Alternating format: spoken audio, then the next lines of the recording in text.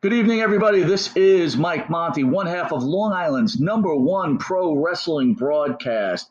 We're produced out of Indie Music TV in New York. That's Ron Conkema, New York. Yes, again, that's Indie Music TV. You could also catch us on RTF Sports Network. That's RTF Sports Network, the #1 growing streaming sports network on the air today. Catch us every Thursday from 8 p.m. to 9 p.m. Yes, we're their anchor show. And catch our rerun on a morning drive time from 10 to 11 a.m. You could also catch us on the Monte and the Pharaoh YouTube page, the Facebook Live Monte and the Pharaoh page, Twitch TV Monte and the Pharaoh page, Spotify, iHeartRadio, Anchor, or any streaming network. We're on it. You can find us anywhere. Also catch us on New York Cable, Channel 115, every Tuesday from 8:30 p.m. to 9 p.m. Also catch us Saturday mornings on Channel 115 from 6 a.m. to 6:30 a.m. And catch us Saturday morning at 1:30 a.m. on Channel 20. Soon we'll be coming to Amazon, so catch us there also. We want to thank everybody for the support. And again, please catch us every Thursday, 9 p.m. to 10 p.m., Monte the Pharaoh, Long Island's #1 pro wrestling broadcast, new, old, endangered, and let's have a little fun. Talk to you soon.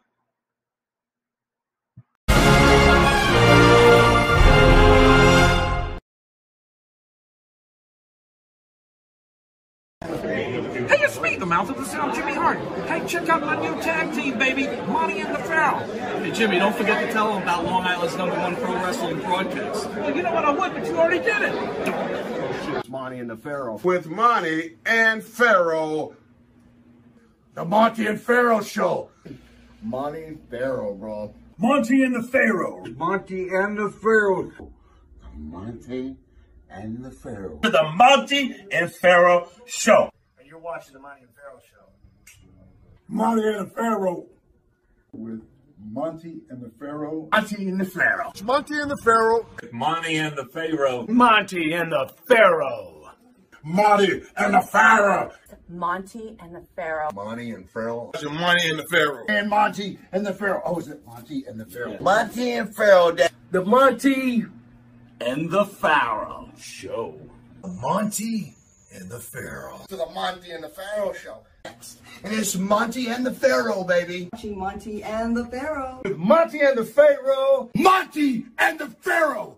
Oh, what a run. Monte and the Pharaoh. Monte and the Pharaoh.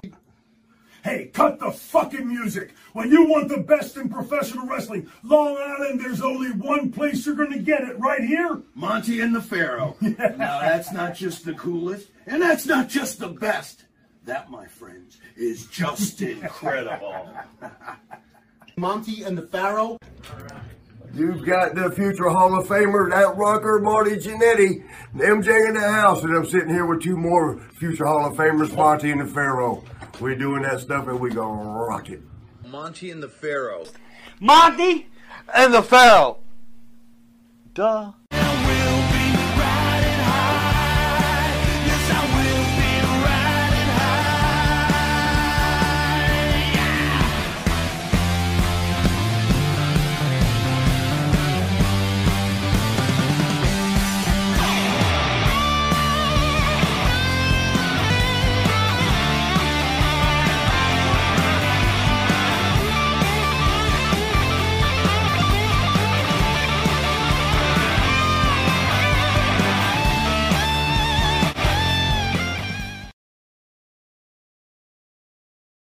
Broadcast out of Indie Music TV here out of Ron Conkema, Long Island. At the board is producer Matt. How are you, bud? Great as always. I always love hitting you with that. You're always in shock, like I'm going to call out your name. Matt, are you okay today? Because I think you might be sniffling a little. You all right? Yeah, no, just a bit of allergies. You didn't go out drinking last night or anything? Nah. Okay, so you didn't do what I did. Awesome. Great. Drinking on a Friday. Yeah. No surprise there. What do you want? I work in a booze store. Go on. To the right is the star of the show, Jimmy Farrow. Jimmy, how are you, bud? Good morning, at least for me. Good, bro. What's going on? And we have a special guest in studio, is former WWE superstar and ECW superstar, Mr. Al Snow. But before we get to Mr. Snow, I'd like to thank the band that sings the theme song for the Monte The Pharaoh show, our own Jimmy Farrow, along with his partner, Bart Griggs, the band Wisteria Hall. Wisteria Hall sings such great songs as our theme song, Riding High. Nice. In My Dreams, This Life, Not Far Behind, Here Comes the Rain, and you can find their music on Spotify, iTunes, and Reverb Nation. Cool. The Monte The Pharaoh Show can be seen on YouTube, The Monte The Pharaoh Show, Facebook Live on the Monte The Pharaoh page, iHeartRadio, Spotify, Anchor, Twitch TV, RTF Sports Network, their anchor show every Thursday from 8 p.m. to 9 p.m., Channel 115, every Tuesday from 8:30 to 9 p.m., and for early risers on Saturday on Channel 115, 6 a.m. to 6:30. Monty time. Right? And then Saturday morning, which is like this Saturday morning, right? Yeah, like 1:30 in the morning. 1:30 in the morning on Channel 20. Pharaoh time. Where you'll be able to catch Mr. Al Snow in upcoming interviews. That's right. We'll get back to Mr. Al Snow right after we get to this commercial break. Be right back. And Verola Worldwide Logistics for all your logistic needs. Please call 862-227-3670. Once again, that's 862-227-3670. Verola Worldwide Logistics.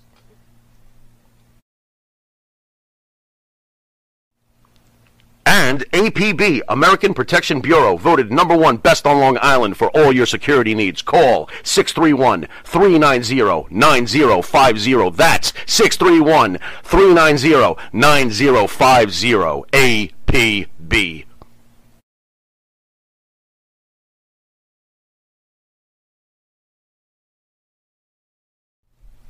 And Verola Worldwide Logistics for all your logistic needs. Please call 862-227-3670. Once again, that's 862-227-3670. Verola Worldwide Logistics.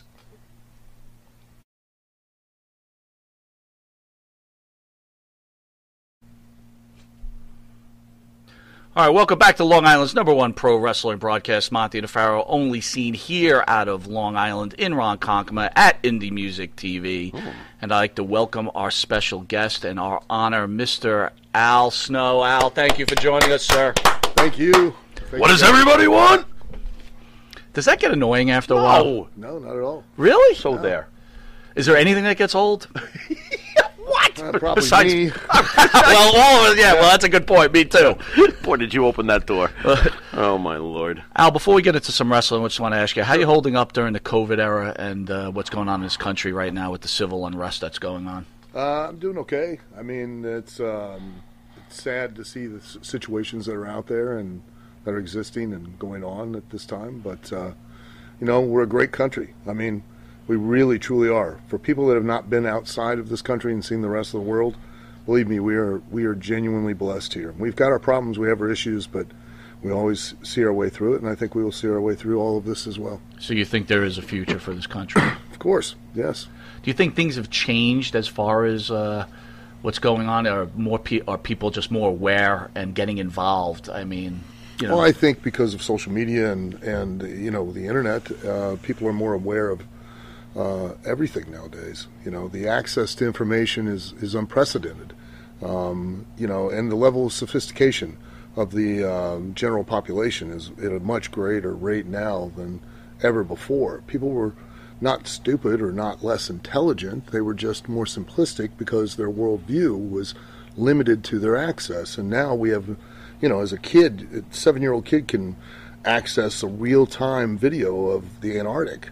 So that viewpoint and that level of sophistication for a general audience or a general population is going to be exponentially greater. Is that a good thing, though? Absolutely, yeah. Because we have to, I think in some ways, I think it's a good thing. I think getting to where we are in society these days, in this country especially, we have it so well that we are now starting to have the ability to focus on a lot of things and be triggered or offended by the least likely comment or expression by an opposing viewpoint and lash out and try to cancel those people out as quick as possible, because we have the freedom to do it now.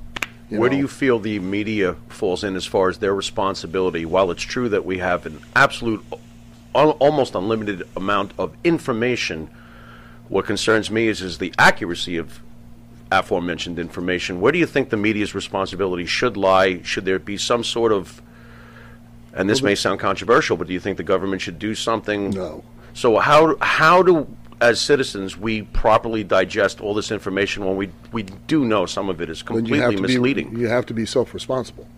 Fair enough. It's a fascinating concept. Fair enough. But for every right that you have as a U.S. citizen or as a human being, you have a responsibility that is commensurate to that right. If you have a right to free speech, but you have a responsibility to use it in the correct manner. Well, use it without an agenda, right? Correct. I mean, you're free to do whatever you want. But you have the responsibility to behave in a civil manner by exercising that freedom, and just because somebody doesn't agree with you or doesn't see your viewpoint doesn't mean that you now have to cast stones at that person. Right. Because it's a two-way street. They may not agree with you, and you don't want them to cast stones at you because they just don't agree with you. You have to understand that for every right you have a responsibility. True. And if you're willing to give up those rights, or I should say, if you're willing to give up those responsibilities, then you're willing to give up those rights. Simple as that. If somebody, I try to explain this to my own kids. When my children were young, I got to make all the decisions. The reason I did was because I bared the brunt, I paid the cost for every one of those choices that were made, because they could not make them themselves, because they couldn't bear the price. As they got older, they got to make more decisions, because they got to bear more of the consequence, more of the price of those decisions. And conversely, as they got older and older, now they're adults, they have their own kids, I can't tell them anything. I can give them advice, but I can't tell them anything, because I no longer bear the responsibility of any of those choices or decisions. But the same goes as a person in the country, in a civilization, in the United States. I have a right and I have a responsibility. And if I have a special interest group that's willing to take that responsibility over for me, it means that now I no longer have the right to exercise it in the proper manner, in the way that I feel. Let's say, for instance, you have those special interest groups that are wanting to police TV and wanting to make sure your children only watch certain programming. Look, I've said this before and I'll say it 1,000 times. I've raised my kids. I've never asked the teachers to raise them. I've never asked the postman to raise them. I've never asked the neighbors to raise them. I raised them. And I raised them in accordance to what my beliefs were and my moral values. If my children were to ever look outside of my front door to you or anyone else as a role model, then I'm clearly not doing my job as a parent. I'm not, as a public figure, I am not your child's role model. I'm my children's role model, but not yours, because you should be your children's role model. No one else should be. And if your child sees me doing something that's in accordance with what you've taught them, then they should, know from your values that it doesn't suit what you've taught them to be, and not look to me to now be the person that leads them through their life. Never should your children look outside the front door for somebody else to be a role model. And you should be responsible. If there's something on TV you don't like them watching, turn the channel. Or make them get up and do it, and watch it with them.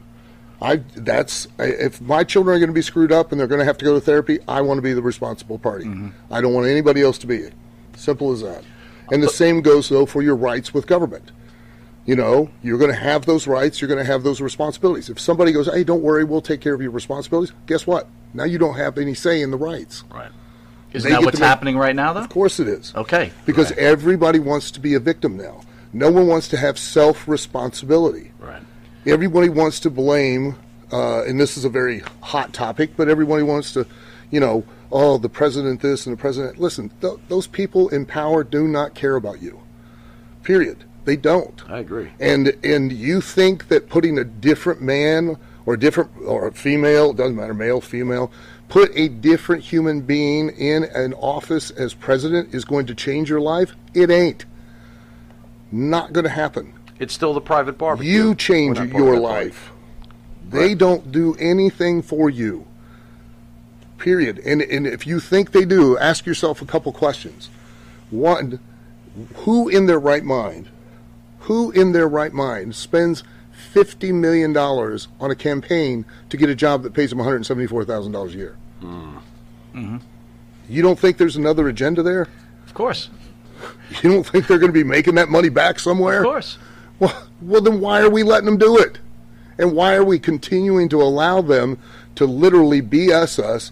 Listen, pro wrestling and politics are both a complete work. And in both of them, we have gotten to the point with such hubris that we think that we can sit there and tell our audiences, respectively, hey, it is a work, and you're still going to buy a ticket to see the show. Right. That's like a magician standing up on stage, sawing a woman in half and going, hey, don't worry, guys. I got the legs of this other girl through the bottom, and this other girl's up here with her knees tucked. I'm not touching any one of them with this saw. And we're just expected to go, oh, yeah, okay, I'll just accept it. And we do.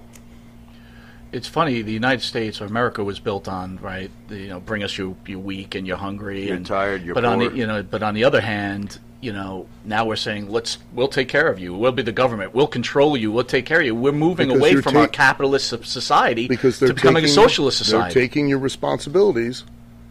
So when they take your responsibilities, guess what else they're taking? Your freedom. They're taking your rights. That's right. Simple as that. No matter what the issue is, if somebody is willing to pay the bills for you, if someone is willing to handle your responsibilities, no ifs, ands, or buts about it. It's not politics. That's real life. Then they get to have the say. They have the right to tell you what to do and when to do it and how to do it, because they're the ones that are paying the bills. But do you think today's youth, like beyond us, or maybe Gen Xers or whatever, do you think they're more socially aware about human rights, maybe a little more than the three of us at our age? I think so, because they're more, again, there's more access to more information in regards to that. And as far as the media is concerned, the media has never been a point of dissemination of information. Don't fool yourselves. The media has always been a business. If you're on TV, even if you're a news station or your news segment, you're on TV to draw ratings. You're on TV to draw ratings to garner advertising dollars. If you're selling newspapers, whether you're there to report information, you're there to report news, yes, but you're there to sell newspapers, because if you don't sell newspapers, newspaper goes out of business, and then it doesn't get to report the news. So first and foremost, always remember that what you're watching is not 100% real. It is a business. What you're reading is not 100% real. It's a business. It are points of information, but you should take your own responsibility, because you have the right to do it, and access your, and do your homework and access your own points of information as well.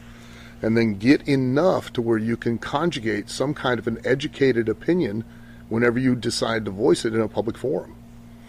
So, call me crazy, but I don't call you crazy. Logical, Captain. I mean, and I thought we were talking about wrestling, but we got all that. Listen, we go whichever. So, how you holding up with COVID? How's everything going? Oh my God! Arm bars, please. Yeah. Jimmy's the star of the show. He's going to hit you with something called the juice. The juice. So in case anyone doesn't know, that sounds kind of weird. A little bit. Brought me out to Long Island and have some man hit me with the juice. Yeah, that's great. It's not that juice. Is that bottle full or empty? So he's going to hit you with that, and then we'll get into some questions. All right? Sure. Yeah. All right, ladies and gentlemen out there, once again. And by the way, not to interrupt. Yeah, go ahead. There was some great commentary, and I could not agree with you more. I would have loved to have you mention about speciesism in this country, where we talked about animals, dogs, cats. It seems like we have no problem taking down statues of history, but we have people that put our animals and make them fight each other for their own worth and greed. But that's not brought. We take those people and we honor them because they went to jail and did their time, and now they're making $25 million a year on ESPN. But let me not go further than that. I know. Go ahead. You can't address all the issues in one. There are so many. I know. We get into the universities and how they're rewriting history. But I do think, not to belabor the point, but I do think because of the country we live in and the wealth that we do live in, it gives us a certain amount. Well, let's put it this way: Survivor is a television show here, and people that on Survivor do things on the television show to win a game. Right. That's how a lot of the rest of the world lives. Because this country is based on that. Win. Well, yes. Win. You're a capitalist. You're a capitalist. Yes, I'm a capitalist. He's a capitalist. Absolutely. We're here to win. I am. Yeah. Right? But again, we're also God's creatures, right? We have to take care of each other. When I mean God's creatures, I'm talking about human beings, animals, birds, cats, dogs, lizards, snakes, whatever they're going to be, right? So we can't pick and choose this agenda of what works for us at this time, right? No, we can't, but most people do. So. Thank you. No, the media seems extremely selective to me. I'm sure the fans are watching. I just they don't want to hear you rant about your political idealists. Yeah, you and your... I sit here and nod for a few minutes, and they don't want to hear my take. Thanks a lot, you big windbag. Anyway. Pharaoh's such an idealist. I'm telling you. Anyway, folks, let's have our weekly dose of a big glass of juice. Ladies and gentlemen, our esteemed guest this fine, rainy Saturday afternoon. Born Alan Ray Sarvin on July 18th, 1963, is an American professional wrestler, as we know, actor, professional wrestling trainer, promoter, and of course, better known by the ring name Al Snow. Best known for his in-ring work in Smoky Mountain Wrestling. I can hear Jim Cornette right now. Extreme Championship Wrestling, World Wrestling Entertainment, of course. He's held various backstage, positions and has worked for multiple professional wrestling promotions. Also worked as a road agent for TNA, Total Nonstop Action, now known as Impact, of course, from 2010 to 2017. Wow, I never held the job that long. Nice job. And he's also, of course, the owner of Ohio Valley Wrestling. Everybody out there knows that the Pharaoh is a huge ECW fan. This is a very special moment for me personally. Ladies and gentlemen, our guest, Al Snow. Yes, Al Snow, baby. Doesn't it feel anticlimactic after going through all of that stuff? Oh, yeah, boy. I'm telling you. We trained you already. Yeah. Al Snow. Thoughts of the state of professional wrestling? Yeah, let's go. The state of professional wrestling? Yeah. Today, this day, the state of professional wrestling. How you feel about it? Oy. Well, it's another loaded question. Go for it. There is more athletic ability that is in professional wrestling now than it's ever been in the history of the sport ever. But I think that the true art form of professional wrestling is being lost due to the fact that the entry into professional wrestling has become so accessible and easy. And the proliferation of training schools literally around the world has led itself to where you have a lot of the blind leading the blinder, and has created the degradation of what the real art of professional wrestling is. What is the real art of professional wrestling to Al Snow? It's not to me. This is an opinion. Okay. The real art of professional wrestling is to work an audience. The term work is not someone's physical capabilities, which is what now it is being attested to. To work an audience is to basically perform a con to make an audience believe a lie. And the only lie about professional wrestling is that we are actually trying to win and not lose. A competitive combat sport. That's not the case anymore. The belief is held in wrestling circles that it is now about that the wrestling business has changed, meaning we no longer are trying to sell an audience on the belief of a competitive situation. We're trying to sell them on what we physically can do. So we're no longer selling the who of the person, and we're no longer selling the why, we're simply selling the what. And nothing could be further from the truth. That's never changed. It never will change. The wrestling business has evolved. It's grown, which it's evolved over the last 100 years. Since the 1920s, it's continued to evolve style-wise.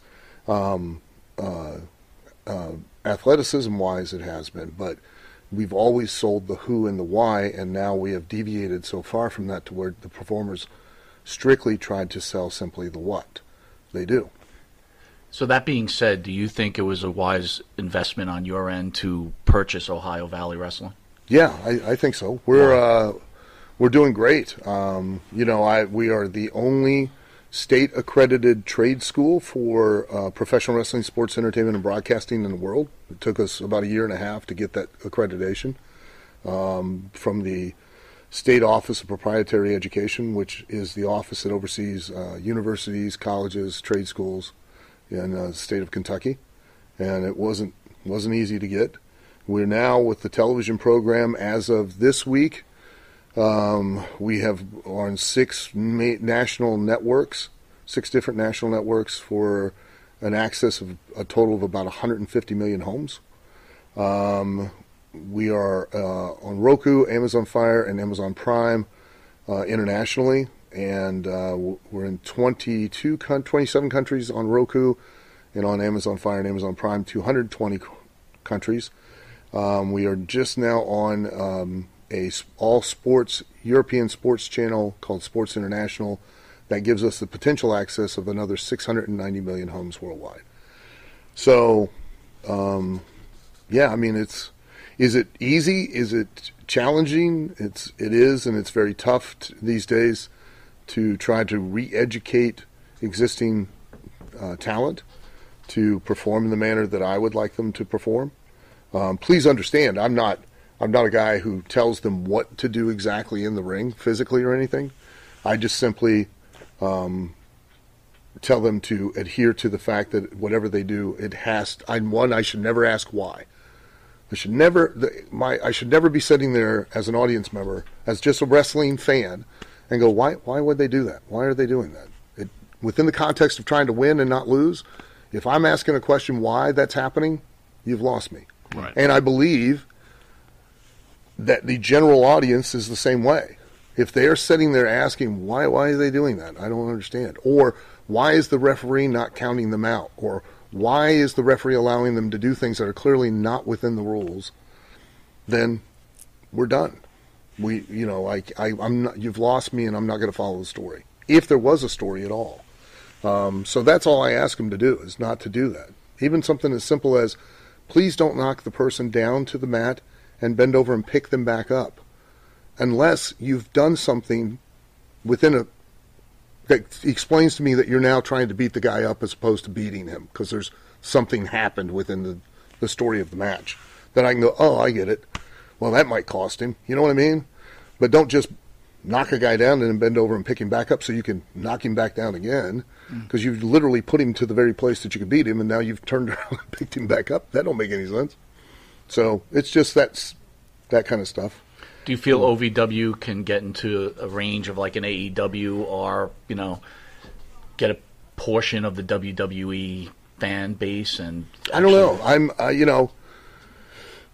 I feel that almost all companies these days, I think, really, I know AEW does. I know that Ring of Honor does. I know Impact, and I'm not. Please don't misunderstand. I'm not disparaging anybody for doing it. But I think primarily their product and their approach, they market to a wrestling fan audience, strictly a wrestling fan audience.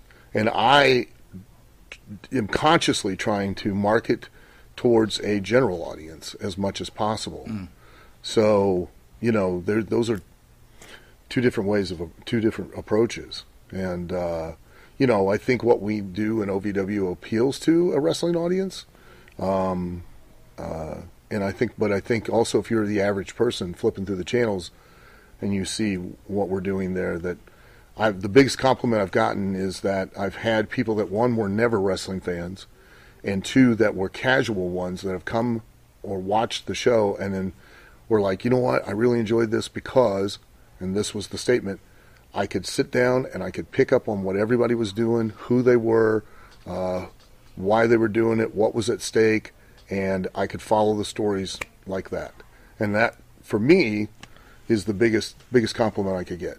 You know, the last thing I ever want is for you to come in and be sitting there and just be confused and be like, I don't know who to cheer, I don't know who to boo, I don't know who to, you know, want to be. I just don't. I can't follow this, and that I see happening more and more these days with other styles or other approaches, and that's what I want to try. That pitfall I want to try to avoid for us. How do you feel about spot fests? Because that's also been part of the change in pro wrestling over the years. Of course, there's this increased athleticism. How do you feel about all these moves that in the old days would have clearly been finishers? Well, and they're occurring in the first minute of hey, a listen, match. I appreciate athleticism. I Sure. think that I think, you know, the moves and things like that are fantastic. I just don't think that. I think that it's a big mistake to do it just to do it. You know, and that's where we get back to they're selling what they do. Okay, they're not selling it for why they do it. Is the psychology gone in this business? Well, it's definitely being thrown to the wayside, and a lot of it is because, you know, the general opinion is, oh, the wrestling business has changed. Back to what we were talking about, where the performers will tell you, or they've told me, they'll, you know, well, it's not, you know, fans, they don't care about that stuff anymore. They don't care about the, you know, why. All they want to see is cool moves. They want to see what you do. And I'm like, okay. And I always have 4 questions. And you guys can, if you have a different viewpoint, you can, you know, feel free to tell me, and because I'm a reasonable man. Oh, Pharaoh will. I'm question 1. Looks like I'm the windbag. Go ahead, brother. First question. Okay, Yeah. if what you say is true, that the wrestling business has changed. Okay. That the audience, the average person, no longer cares about the win and losing thing. They just want to see you do cool stuff. Mm-hmm. I'm not going to say that that's not the case. Okay, but if that's the truth, okay, why am I paying commentators to sit at ringside and basically verbally try to tell a story about how you two are competing against each other and selling it like it's a sporting event? Where's the investment? Go on. Don't you think that is also part of the fans' problem? No. Look, you were a lifelong wrestling fan now? Sure. Mm-hmm. Okay, you went to Madison Square Garden, or where was the arena you used to go to? I grew up in Ohio. Okay, so in Ohio, which events did Where you the go? Cavaliers play, probably. You went to NWA events, or? Eventually when I was older, but the original Sheik's territory was in Ohio. Okay. So. Okay. So we grew up on WWE. We're homers for WWE. Of course. Bob Backlund. Bob et cetera. Backlund, Don Morocco. Sure. Great Greg matches. Valentine. Right, Greg Valentine. Yeah. Always forgets Those my favorite matches guy. couldn't hold up now. What? Right? No, style-wise, man. no, they can't. They can't. The psychology of them, yes. Yes. But the everything leading to the match, yes. Yes, but and I'm not debating that. Do you find those old classic matches boring? Not at all. Don't. I don't. But we're from a different era. We're from a different time. But today's fan would say, forget it, I'm out. They might. You know, some of them would have an appreciation for it, certainly. Right. Some would be moving too slow for them. Sure. And you've got to understand that I'm not debating that you know, the style has evolved and always has. And back in the 1900s to the 20s, probably mid 20s, they were called grunt and groaners. And you got to understand too. Back in the regional days of territories, there were different territories had different styles, different approaches. Yes. So the grunt and groaners would grab a hold, and they'd hold it and hold it and hold it, and then they'd, you know, eventually work their way out of it into something else and stay. You know, it was very static. And then you had the Indian wrestlers, the Pelwani, who came in and they started chain wrestling, which was where there were lots of. Now it was switches, reversals, counters, takedowns, you know, escapes. Is Antonio Rocca the beginning of the high-flying kind of guys, like the early 60s? There was before that. Okay. There were guys that were well before that. Really? Yeah, Okay. probably starting in the 50s, because that was where the transition became again, where Buddy Rogers was instrumental in creating what was called sequencing, which is where in what you guys call high spots, which was 3 or 4 moves strung together, because prior to that, it was the guys would only do 1 or 2 or at the most 3 at a time, but usually it was just 1 or 2 moves and then they'd stop. Okay. And then 1 or 2 moves and then they'd stop. And then Buddy was one of the first ones to really use sequencing, which was where it was tackle, drop down, leapfrog, hip toss, and moved through 5 or 6 or 7 moves into an exclamation point, look like you were trying to beat the person, and then work their way back into where they go into a sequence of moves That again. being the genesis, 20 years later, 30 years later, you got Randy Macho Man Savage writing compositions regarding a match. Move by move by move by move. Yeah. And that,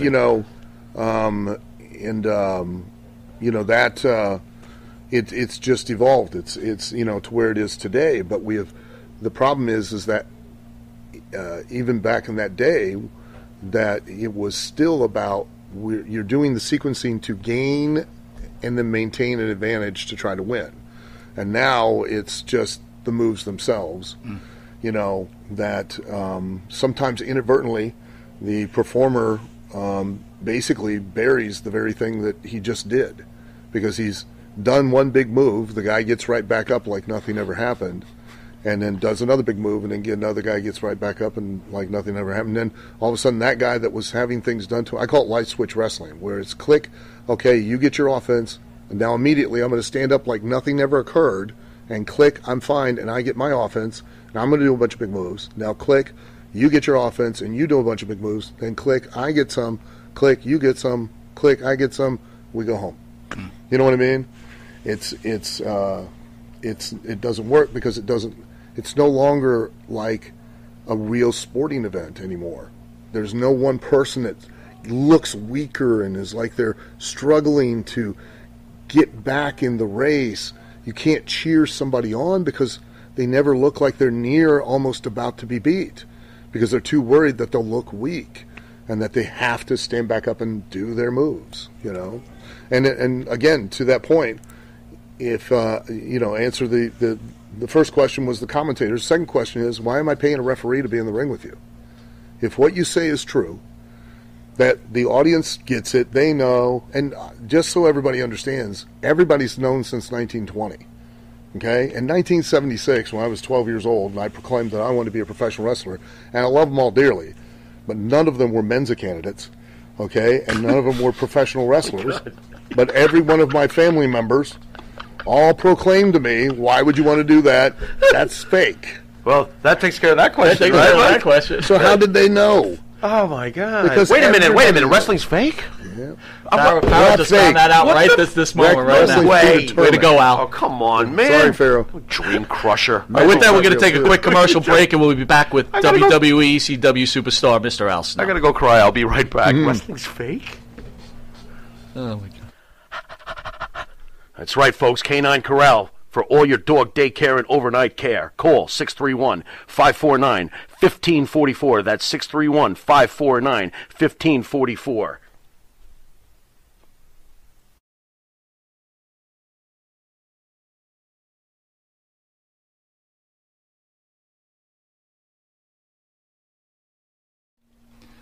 Jimmy, I got to take a dump. What? No. I mean, I need a dumpster. Well, for all those needs, you need to call Big V Dumpster Rental, Long Island, New York, 631-900-DUMP.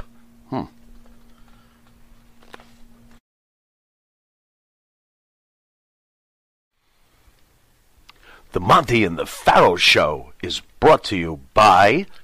Because wine is your second favorite 4-letter word. California wine, New York attitude. Good fucking wine. Yeah.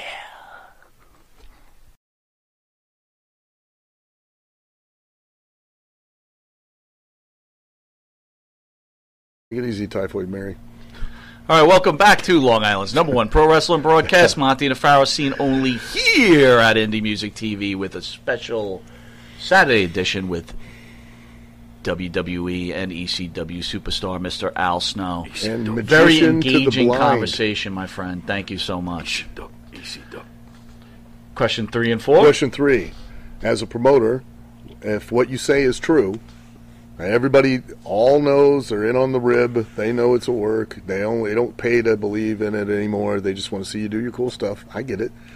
then why am I buying championship belts for you to work up your way up a competitive ladder to become the champion of something if nobody believes in that and nobody's buying a ticket to see it?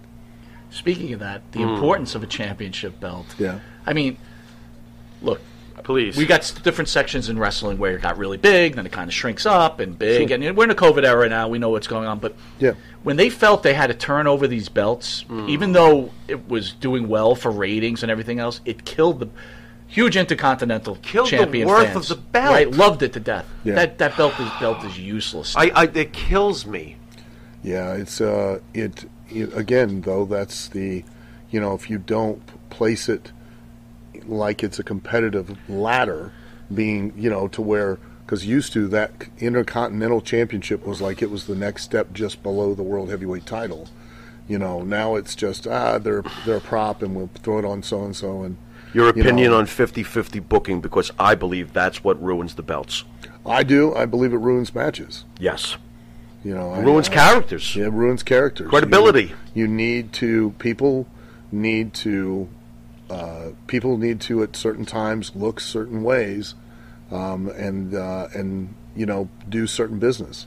If I'm going to book you as the next heavyweight champion, I need you 6 months ahead of time wrestling like you are the heavyweight champion, so that when I finally shoot the angle to where you're going to wrestle the heavyweight champion, no one in the audience goes, "What?" They all go, "Yes, here's our chance. Finally, we're going to see somebody that might be able to take the belt off, yes. even if the babyface is the champion." Well, oh my God, now the babyface is in trouble because this guy clearly could be the next heavyweight champion.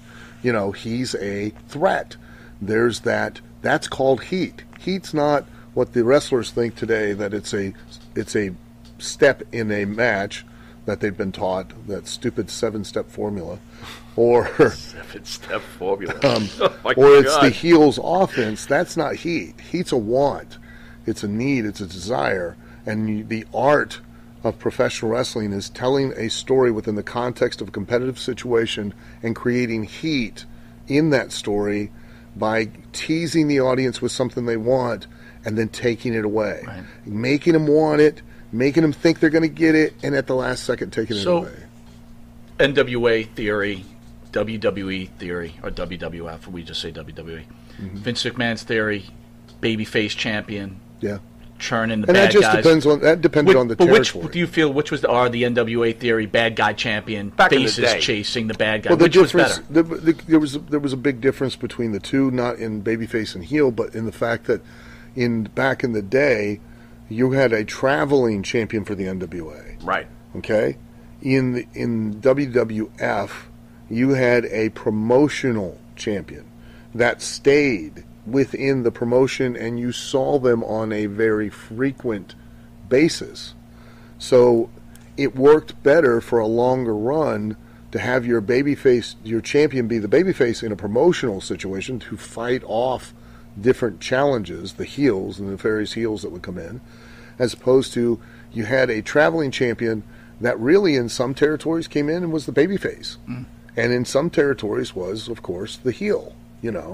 It just varied, but that was, you had to have the traveling champion that really knew how to really adjust and adapt to each different environment, because each city, each night, each audience is going to be different, and in a promotional situation, a lot of times it's better to put that belt on. In WWF it worked, and was they had babyface champions had longer runs. We hated it in AWA. Backlund. Vern put the belt on Nick Bockwinkel for years, and, about 5, and was able to maintain it as a draw as well. Right. So, no, he didn't have as big of a map to cover as NWA, AWA, right? No, because NWA was not a promotion. NWA was an association of promoters. Right. Right. And Understood. So, if you were the World Heavyweight Champion for the NWA, I mean, you were, Flair was out there traveling 250 days a year. Right. Because all those promoters wanted him because the world title actually meant something, was a draw, and it would bump up the houses. And you'd see them WCCW. You So see them in Florida Championship Wrestling. So you're saying the NWA champion was like an Andre the Giant or Bruiser Brody, like that traveling? Yeah, gotcha. Oh yeah, and if you were a promoter in the NWA, you wanted access to that champion. AWA was a promotional champion. WWF champion was a promotion champion. NWA was an actual, traveling world champion. So my last question for the performers out there who actually believe that wrestling has changed and that it's not about winning and losing and they don't care, and I just asked the question of why do I have a referee in the ring anymore? Because you're going to ignore him anyways, and you're going to do stuff right in front of him. Mm-hmm. You're going to make him useless. Mm-hmm. He has no real authority. And if he has no real authority, you can't generate any real heat. But my biggest question to guys out nowadays, guys and girls, is if what you tell me is true, then why do you get the boo-boo face when I ask you to lose? You get boo-boo face, huh? Oh, they get the big pouty lip. Face. Because you know what? There's credibility in winning. And no, there's not. You can't have it both ways now. He's got him. You're right. He's got him. You can't tell me that, hey, it's not that the fans don't care and they're only here to see the cool moves, and I can ignore the referee, and then I can just get up after you've given me 32 big moves and act like it never happened, because the only reason I'm going to give you 32 big moves is so that it looks like I have a chance of winning and you're in trouble and you might lose. But if you just stand up, well, that all goes away. But now you're going to wrestle like that, but now when I ask you to lose, you're going to get upset and be like hurt, and you're going to, you're trying to bury me. No, I'm not. Just out of curiosity, how high is the percentage of boo-hoos coming from this up-and-coming crew? Oh, there are plenty of. So what are you saying, 85% of them go boo-hoo when they told they're going to lose about this is terrible. What a bunch of whiners. Get out there and do your job. When you're booking, you even lost the effect of the count-out or the DQ. Whenever I see a match go to a DQ, the fans like, ridiculous. This is the way you're supposed to be dragging everybody back, right? You're correct. That's to create heat. Yeah. And again, it's not my circus, not my monkeys, so I don't care. You know what I mean? But I saw, was watching it briefly because I really honestly don't get much of a chance to watch anymore. But was watching a show, and they had the main event was going to be it was a Falls Count Anywhere match with AJ Styles and Shinsuke Nakamura. Okay. Yeah. They had shot the angle. They had done the whole thing, right? Three matches prior to the Falls Count Anywhere match, which is basically that the action can spill out of the ring and it can happen. Anything goes. Yep. I basically see all three matches prior to this fight on the floor repeatedly for extended periods of time. I'm not making this up. Yeah. Sure. Okay.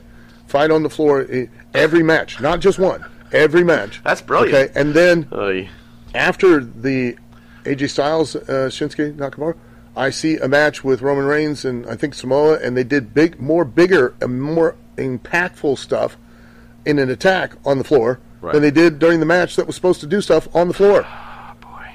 And every match today, okay, for just my criticism, is that every match today it takes a formulaic approach, and they follow a 7-step formula. They either follow the 7-step formula, or they do the light switch wrestling. Oh, I'm good. Okay, I'm bad. Okay, I'm good. Okay, I'm bad. And they all go to the floor. So now, if I've seen 10 matches, and every match has had false finishes, which aren't false, because the only way that a false finish can be a false finish, is if you really. Somebody kicked out of your actual established finish. Right. That's when it's false, because we thought for sure you were done. Yeah. Not well. He just hit a big move and covered him. Right. You know what I mean? That's not a false finish. That's you hit a big move and covered him, and he kicked out, and people reacted, but that they didn't really believe, because a false finish would be Jake Roberts hit 100 people with the DDT, beat 100 people clean with the DDT. He DDT'd this guy, and the guy kicked out at 2 3/4. Right. That's where people go, oh my God, I can't believe it. Right. That's where it's false, because they thought it was an actual finish. Right. So if every match has that, every match has fights on the floor, Everybody ignores the referee. So how do you explain the that a stipulations. veteran like Shawn Michaels, I know you're not really watching the product. Yeah, but I'm not, no. Recently, Randy Orton, I guess the old kick to the face that he uses is one of the punt. Yeah. Shawn Michaels no-sold the punt.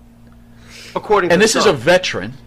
I wasn't. We both did feel that that was an overreaction from the marks out there. That because normally they're knocked cold, unconscious. Right. Shawn, dazed, struggled, pulled himself up on the ropes, and fans were mad that he wasn't, carted out on a stretcher. Well, there's a portion of the vocal minority that were upset.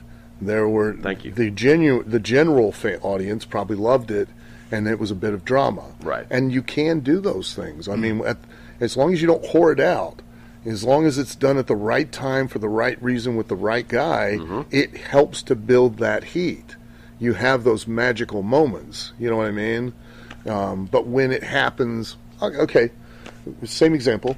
Like when the thing that truly got Mick Foley over was when he took that bump off the cage, but that wasn't the thing that got him over.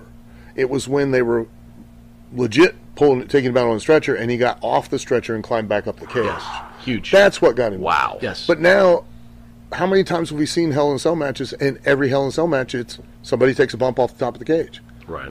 And they end up making it a point to not even have a reason to climb up there, and they climb up there anyways, and they take a bump off the cage. Well, now it's meaningless. It's just a big stunt. You're going back to story writing, right? It's the writers. Yeah. Here's not the writers, it's the performers. So you say the writers are writing and the performers is doing what they want to do? Listen, once the wrestler walks through the curtain, there is nothing.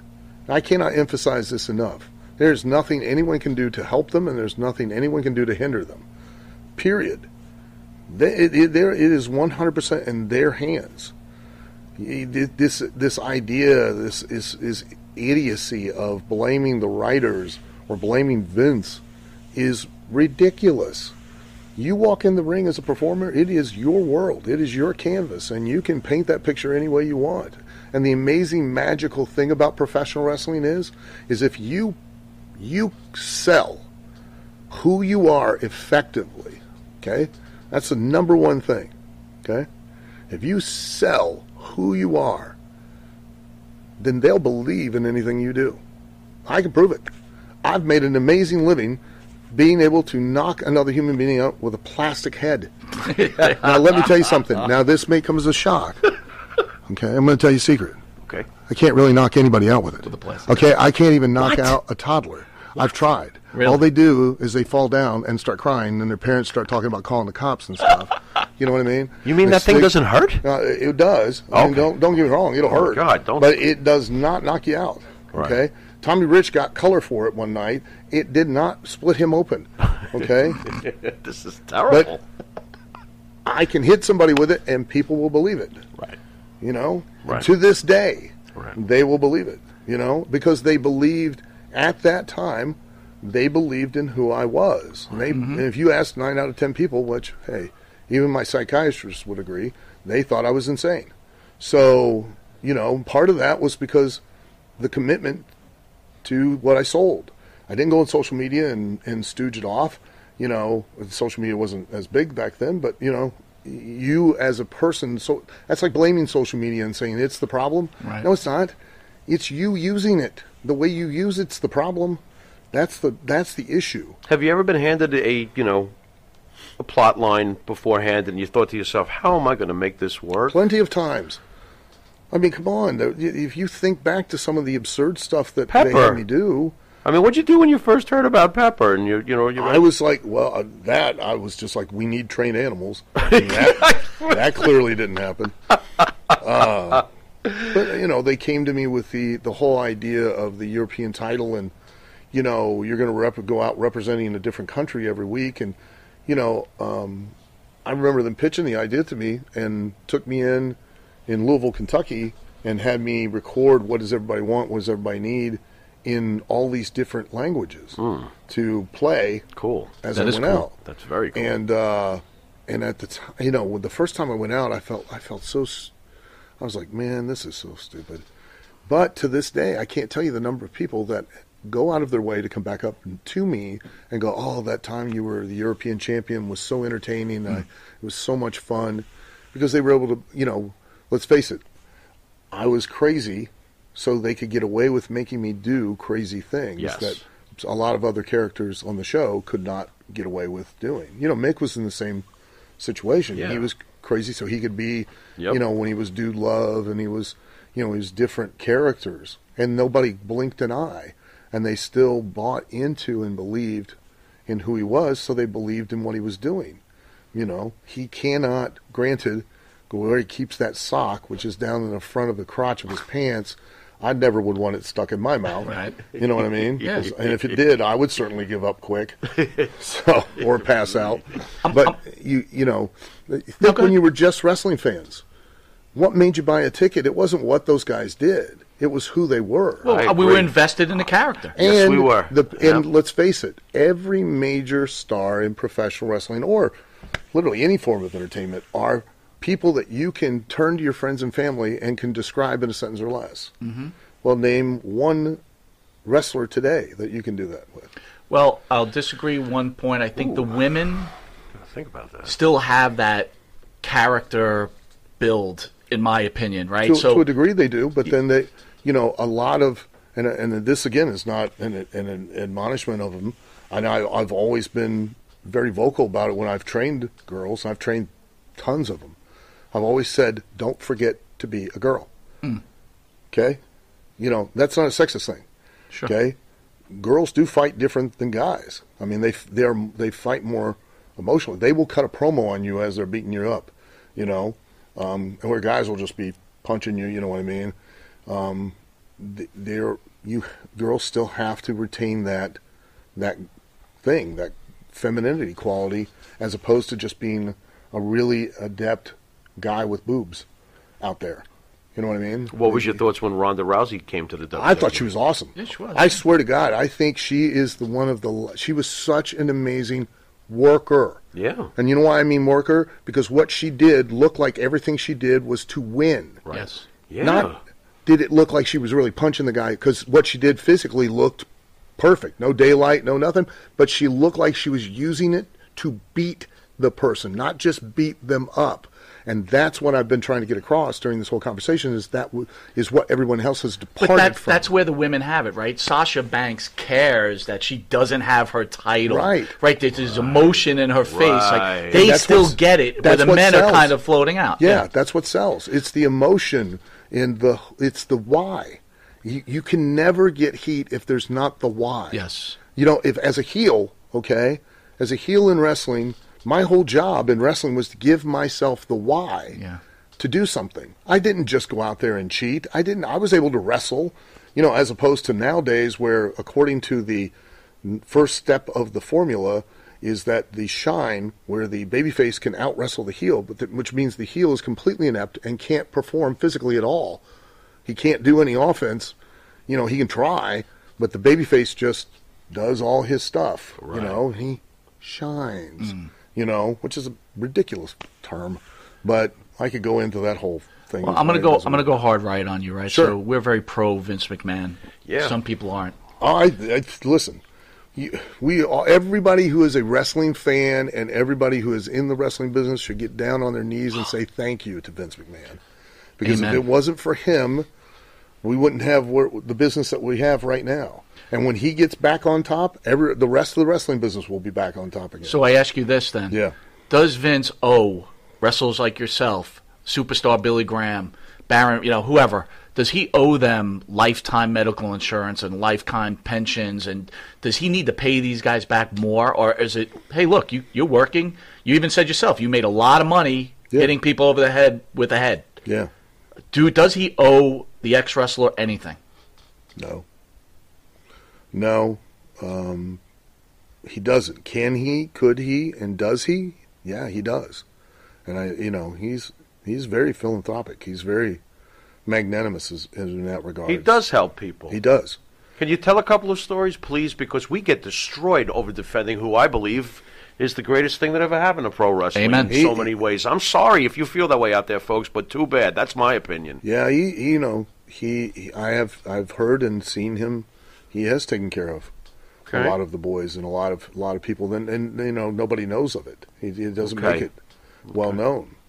the but if that were the case, then music producers need to they owe a debt for the rest of their lives to every music act. Recently, we lost Kamala, right? Yeah. Kamala broke. GoFundMe page. Yeah. A lot of the wrestling experts out there saying, Vince McMahon didn't pay the guy, used him up. Hogan got all the money during the program, blah, blah, blah. Well, because Hogan was the guy that was the draw. Right. I mean, Kamala didn't make good money, I'm sure. Yeah. I have no doubt about it because people that worked with Hogan, everybody wanted to work with Hogan because you got better payoffs. Everybody wanted to be on the card, even if they weren't facing Hogan. The entertainment industry is not Walmart. Okay, it is not a job. You're not hired. You're not fired. Right. You're not employed. These are facts. Okay, the promoter creates a platform, and this isn't because I'm one now. It's because this is how I was taught. Promoter creates a platform, TV wise and etc., and you are the product. You go on the promoter. The promoter decides to take you on because he thinks between the two of you, you guys can make money. Okay? He is going to put you on his platform, give you the opportunity to sell yourself and make yourself an attraction. The better and more successful you are at doing that and creating a product that he can then, together with you, capitalize on and profit from and exploit, then that's what you do. The problem is that you're a product. And no matter what the product is, it has a certain shelf life, and then that run is done, and you've got to figure out another way to reinvent yourself and start again, and get another run. Now, with the success that WWE has had, financially it would not hurt them to be able to provide health insurance for the wrestlers. Not because of the fact that they have to because they're employees or something like Walmart does, but because of the fact that they're protecting their own investment by making sure that these guys are taken care of if they get hurt or injured or keep their health up so that they can continue, have a longer run and they can make more money off of them down the road. And then on the backside, if we as wrestlers, which is never going to happen because we're all too self-centered because we're entertainers, do much like the actors have done, and we create like the Screen Actors Guild for wrestling, and we create our own union, that we would take care of ourselves. And so we have an organization. But why? I understand you say you're egotistical, whatever, but what's the real reason the pro wrestler cannot unionize? Because they don't want to. They don't want to. Why? Because we're all out for ourselves. Because you don't want to be capped, right? You don't want union wages. You want to be able to make as much money as you humanly possibly can. I think right? I don't know all the details with the Screen Actors Guild, but I mean, there are those actors that are in the Screen Actors Guild that they're not capped. I mean, they negotiate far better deals. Is it just out of fear for their personal jobs and that I think initially retribution would not be pleasant? I'll tell you that. I think initially, yeah, because the ones that first step up and are going to be the ones that are going to get whacked. Was Hulk Hogan right or wrong? Back in the day, there was these rumors, of course, and they've been, substantiated over time, that Jesse Ventura and a few others were going to form a union, and all they needed was Hogan's approval, and because Hulk Hogan said no way, that led to them being, they needed Hogan. Did Hogan do the wrong thing or the right thing? It's possible. As far as him, whether or not that did happen, I know that Jesse Ventura has been very outspoken about wanting a union for a very long time. Did it happen? I don't know, because that would be speculation on my part. Right. Was it right or wrong? That again, I couldn't tell you. I don't know. Right. I don't know if it would. I think, and this is my opinion, I think a lot of what we see today that we're talking about in wrestling right now, I think goes back to, and please understand, it's not a bad thing, but it's also a negative thing in a way for the wrestlers, and that is when we had the creation of the downside guarantee for contracts. So a downside guarantee, for those that don't understand or don't know, is that for WWE you get a downside guarantee when you're brought in. meaning you'll make no less than a certain amount of money. Okay. Well, the problem is for the wrestler, and I don't even think a lot of them realize it, and until they're out of it, that it now creates the connotation that you have something to lose. So when you go to the ring, you're now not performing, taking chances to become the thing that will draw money. What created a Steve Austin, was what created a Hulk Hogan, it is what created a Roddy Piper, is what created a Ric Flair. Do you understand? Yeah. When you go out there, you're doing everything you can to be the star, not just a star, but you're trying to be the star because you know you're going to make the most money. You understand? But now if you are already making a certain amount, you have something to lose. So now you're performing in a little safer manner. You're not taking those chances on the mic as much as you would normally because you're afraid you'll get heat. You're not taking those chances in the ring. You know, you're more worried that you might miss a spot with a guy who will go back and will bury you to the office for messing up a finish or messing up a high spot.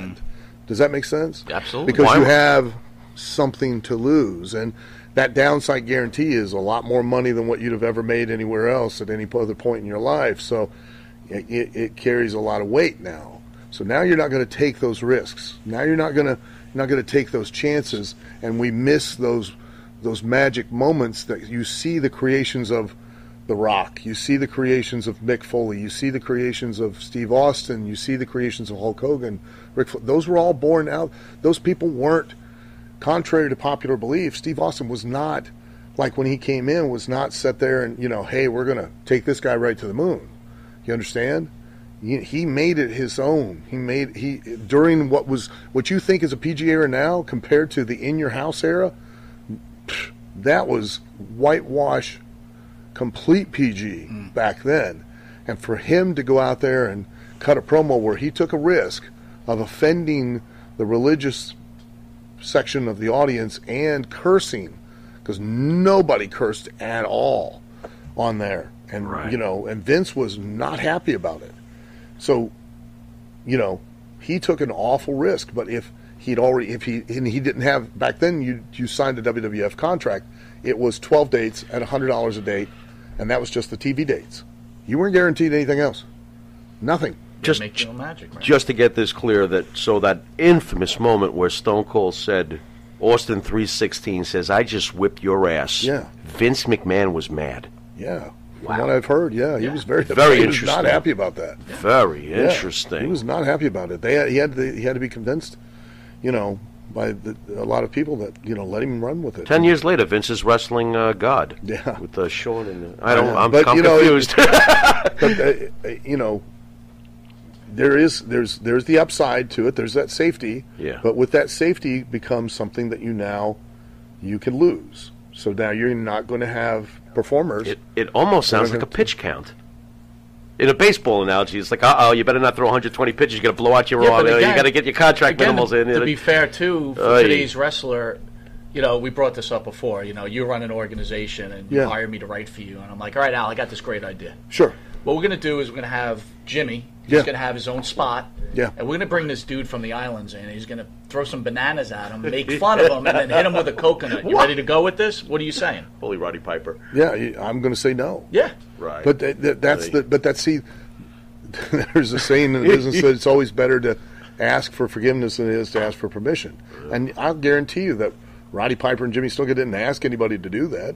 I guarantee you that there are lots of moments that you remember to this day that the performer never stood back and went, "Hey, I've got this idea. Why don't we?" They just went out and did it. Yeah, but my point is, people weren't insulted over it; they were angry, and they wanted to see Jimmy kill this guy for what he just did to him. Right? Sure it was did. wrestling. Right. If this happened today, you would have advertisers running away from you. Maybe.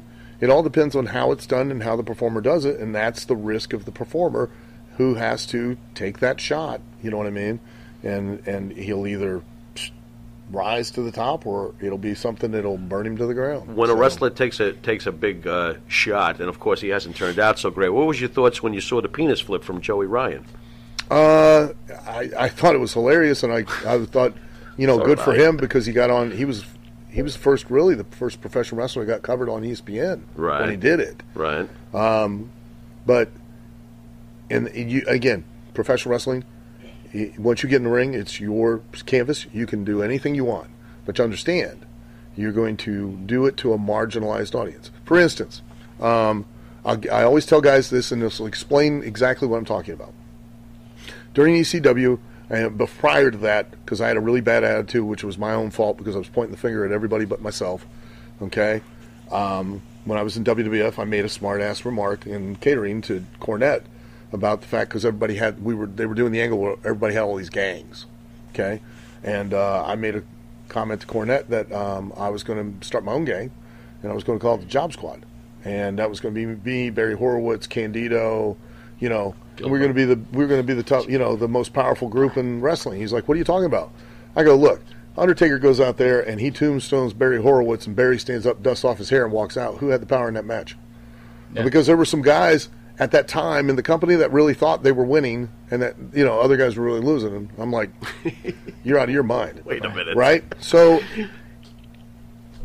it caught on in ECW. The guys all loved it there, and they're like, "You need to make T-shirts." I go, "Okay." I finally made T-shirts. But this is when the internet wasn't really, the internet like it is now. It was in its infancy. Okay? It was in its infancy. Yes. Okay. And I basically only sold these T-shirts at shows and on the internet. $25 a piece. I sold from May to October about 3,500 shirts. Wow, nice. At $25 a shirt. I'd say that's pretty good, don't you? Great. Okay. Kidding me? So I signed a contract to go back to WWF. They want to license Job Squad, so I do, right? So here was the problem. They did not know how to market or sell it to an average general audience. It was a gimmick that was only if you were a wrestling fan, a smart wrestling fan, did you get the joke. You got the gimmick of the Job Squad. Now, you can make a choice, much like with Joey Ryan. You can make a choice, and you'll be successful. I was successful, obviously. I sold over 3,000 shirts in a matter of 7 months or something like that. So I think I did pretty good. Yeah. But do you want to be Job Squad successful, or do you want to be Steve Austin T-shirt successful? Steve Austin's T-shirts weren't in just Hot Topic. They were in Spencer's Gifts. They were in JCPenney's. They were in Lazarus, Macy's, Walmart, Target. They were everywhere. And you get to make the decision. Based on what you want to do and how you want to perform it will dictate how well you sell to how much of an audience there is for that. So you can go out there and dick flip people all day, but you're only going to be to a marginal line. I love Joey. I know him personally. Okay. I won't book him in OVW. The reason I wouldn't book him in OVW was and people asked. They were like, some of the boys, "Hey, why don't you bring in Joey Ryan?" I'm like, "I can't." "Why not?"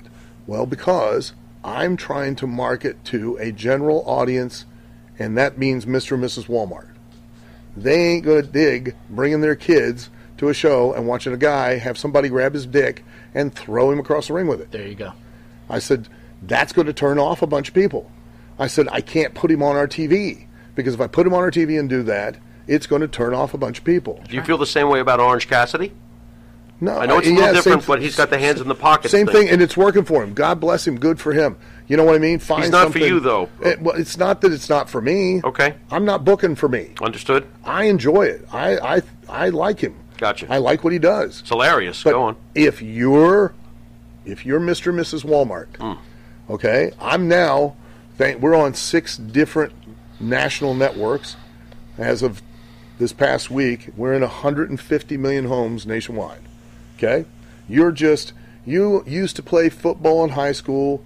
You did a little bit of wrestling. You're about 260 pounds. You're a plumber for a living. You come home, you flip through the channels, and you see this guy who is supposed to be in a competitive combat situation, walking around with just his hands in his pockets. Thank you. You're destroying the sport. That's what it comes down to. But if you can do it, if it's done in the right way, and what he looks like they've done with him is the right way. I mean, they've done it. What he needs to wrestle, he does, and he comes up with creative spots Again, to be They honest, have presented him. Be honest with you, Al, well. when you I kick mean, a guy in the shins like you're barely touching Well, that him, too, yeah. I kind of, like, That doesn't hurt? We could get into this, but anyway, we're gonna take a quick commercial break, and then we're back with superstar Al Snow. Jeff Quest, graphics design, custom vinyl lettering, and all your art and video needs. 516-317-8204. That's for Jeff Quest, graphic design.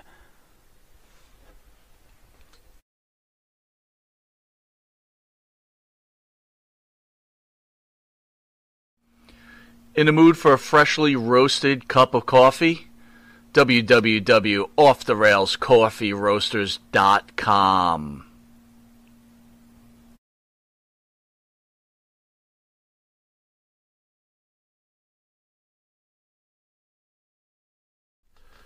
You want to star in your own success?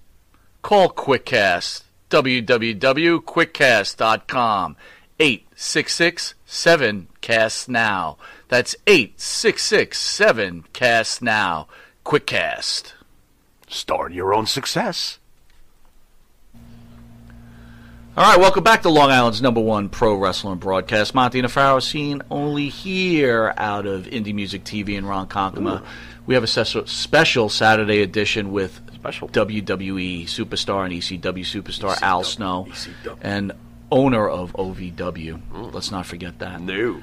Al, who's your Mount Rushmore of professional wrestlers? Ooh. Mount Rushmore of professional wrestlers? All right.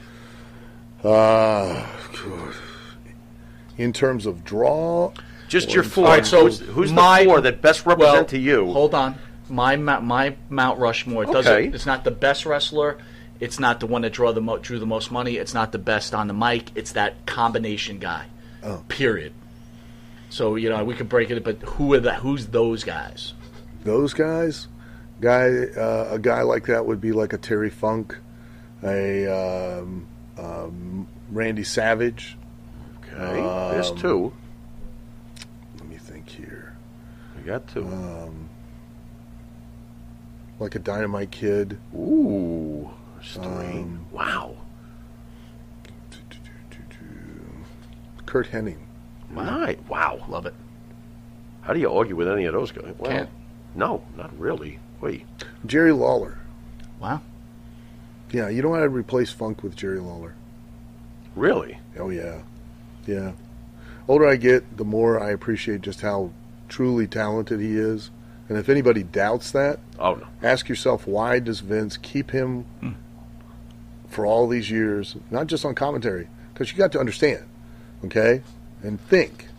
Whenever Vince needed a heel to get heat, he put Jerry in the ring, and no one, not even you, ever questioned, hey, wait a minute, he's a commentator, what's he doing in the ring? Never. Right. Never.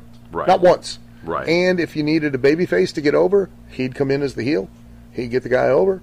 Not once did anyone in the audience go, hey, wait a minute, why is a commentator getting in the ring and wrestling? Not to mention it's WWE guys, right? Through the magazines, we always knew how important Jerry Lawler was to this industry. I mean, think about, and Jerry Lawler, in one the of the greatest run that he wrestlers had, ever. listen, in Memphis, they sold out the Memphis Mid-South Coliseum, guys, every Monday night, 52 weeks in a row for 5 years straight. Wow, forget it.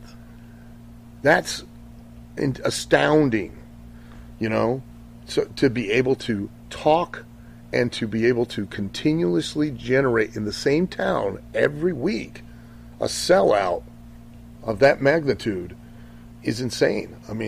52 weeks a year. And the heat that he generated with the Kaufman thing, come on, this guy was breaking barriers way before so many others. Jerry's he's a freaking genius. Yeah. He really is. My last question to you is, how do you keep yourself in such great shape? And I just wish need I was. to know, did you ever hit the juice? What's that? Did you ever hit the juice? Well, I do testosterone replacement therapy now because I'm 57. talking like maybe some human growth hormones back in the day. Back in the day when Warrior was running around shaking No, arms and shit I like know, that. no, I did do the juice, as you want to call it, a little while. One time it was in my 40s because I've talked about it before. I've had a couple strokes years ago. Dear God. And I had atrophy down this whole side. That's how I found out about it. Man. Was I thought I had a pinched nerve, and they were like, well, it can't be a nerve. You might have, what they say, it was something crazy like you might have multiple sclerosis or something. And then they're like, oh, no, you just had a couple minor strokes. I'm like, oh, well, good. Oh, you just I go, stroke, sure. is that going to get worse? They go, no. I go, is it going to get better? They go, no. Okay. I go, well, that's better than the other one. So, but they said they would treat it with steroids. So I took them for a period of time to try to offset the atrophy down this side of my body. And but I take a small dose of testosterone because I'm 57 years old. How are you now. keeping yourself in such great shape, though? Quite honestly, several years ago, I stopped working out like a bodybuilder. I tell people this all the time because I have guys who will, some of the boys be like, hey, yeah, and they all expect me to tell them some some secret drug or something. And I go, here's what I'm doing. And they're like, and then I never hear from them again.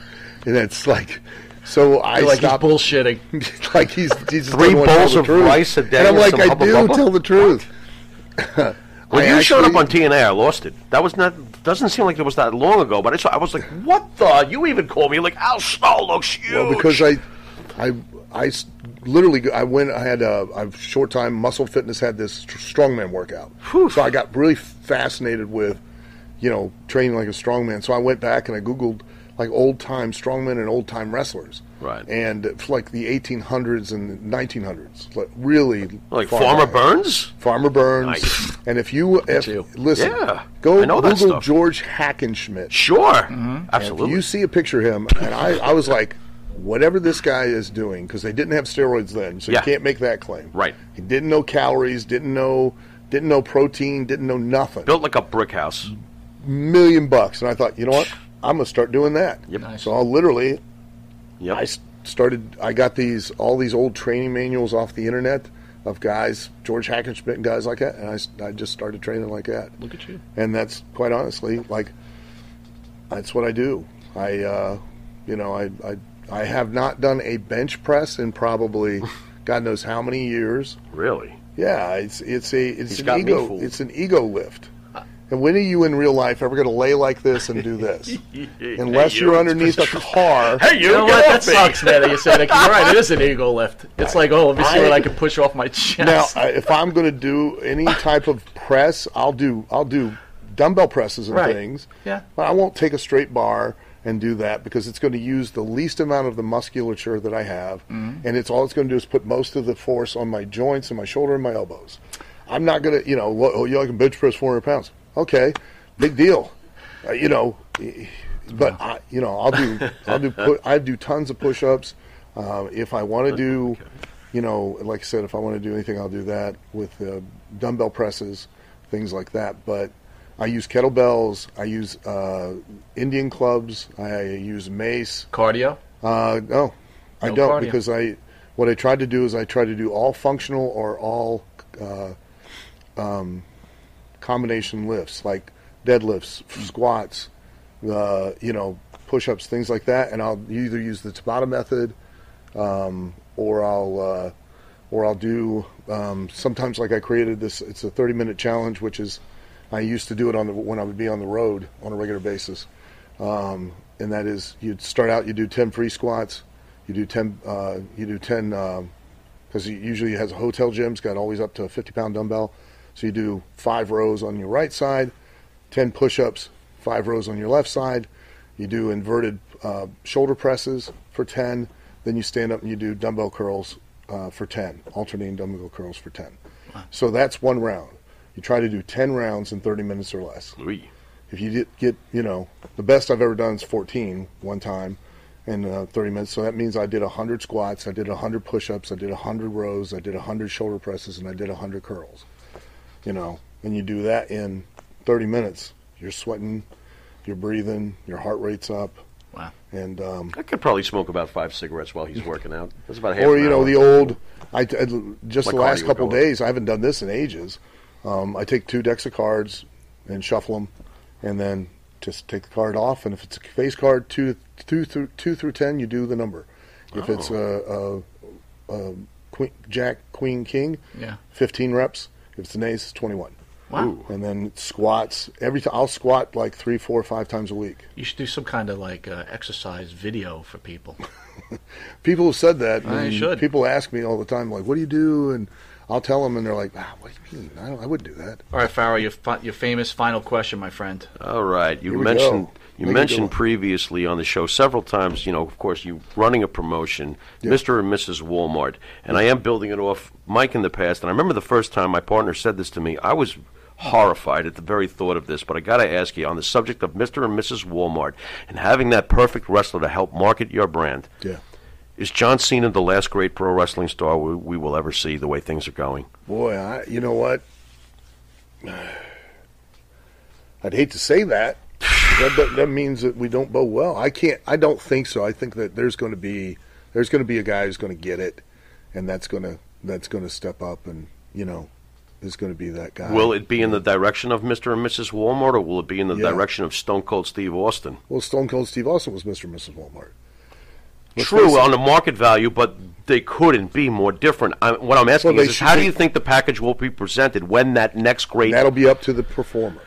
That's the key. The time's also around that performer? Does that ever affect anything? Oh, yeah, certainly. Okay. Professional wrestling has been and always will be a mirror of modern times. That's where we're going. That's why the style years ago was a lot more simplistic. It was a lot more direct. Sure. The style can become more evolved and it can become more sophisticated, and should, because the audience today is more sophisticated, and to truly allow, because that's what they want, okay?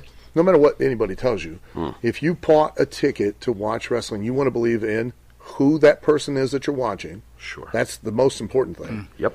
But then you want to believe that when he comes out to the ring, he's out there with one sole goal in mind, and that's to win, okay? And in order to convince that audience today that situation, you have to work on a much more sophisticated level, because they've watched UFC. They now have a better understanding of what that wrestling that you're doing down on the very mat is, and how it could lead to a submission and a possible win. Where before, back in the day, people weren't so keenly aware, because let's face it, and I've used this analogy all the time to help people understand. Football, baseball, and basketball have enormous audiences in the United States for one reason and one reason only. It's because we've all played them as kids. Okay. You've played football even if it's just in your backyard. Sure. You've played basketball even if it's just in the driveway. Yep. You've played baseball even if it's just at the family reunion. We've all done it. Okay? That's why NASCAR is huge. Everybody has drove a car, then everybody wants to drive fast. Okay? That's why hockey is bigger in Canada than it is in the United States, because more people played hockey as youth in Canada. That's why soccer is bigger all over the rest of the world than it was in the United States. Now that's why soccer and the World Cup of soccer are becoming more prominent, because there are more generations of children that have grown up playing soccer. Sure. Okay? That's why more rich old white men watch golf than any other portion of the audience, because that's what all play it are old rich white men playing golf. Okay? Yeah. Professional wrestling, unless you've been inside the ring, you don't know what it's like to hit the ropes. You don't know what it's like to take a bump, okay? In fact, if you ask anybody in the audience, they'll tell you that the ring's a trampoline or a mattress, or they'll tell you, oh, it's okay, they know how to fall. Right. Well, yeah, but you don't understand that every time we land, it hurts an enormous amount. So they're not relating to what we do. No. They're relating to who we are and why we're in there doing it. And that, again, back to our original conversation, is what we've departed as far as the art form is concerned so far away from, is the why of it and the selling of the who. Because when you guys were just fans, you identified with a particular wrestler. And that wrestler was your favorite because you wanted to be just like that wrestler. When you imagined yourself wrestling, you were going to use moves like that wrestler. When you imagined yourself as a wrestler, you were going to wear gear that was like that wrestler. That's where we get the term in professional wrestling, over.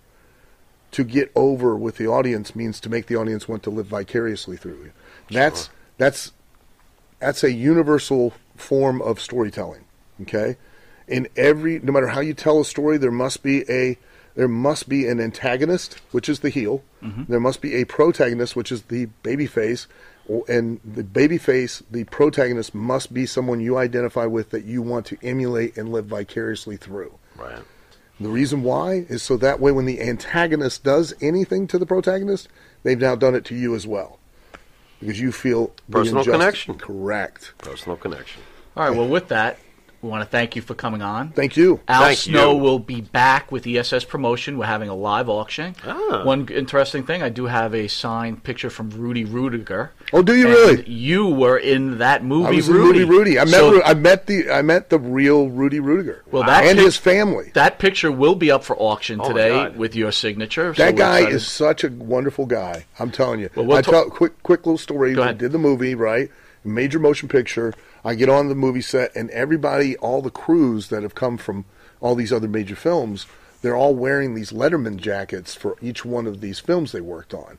You know, a couple of them one guy had A League of Their Own. Somebody had, the coolest one I saw was a Days of Thunder one that had all the, like the race car patches on it and stuff. Right. And they were really awesome, right? And I'm like, hey, how do you get one of those? And he goes, sometimes, they'll buy them for the crew or, things like that. They'll put it in the budget. And by the end of the movie, Rudy Rudiger himself, I was told, he bought each and every one of us that were football players in the movie. It's an actual Notre Dame Letterman's jacket, but it has the gold helmet on the front that says Rudy in red, and on the back in gold letters across the back it says Rudy, a feature film. And I mean, it's very cool. I wear it around Simon Diamond.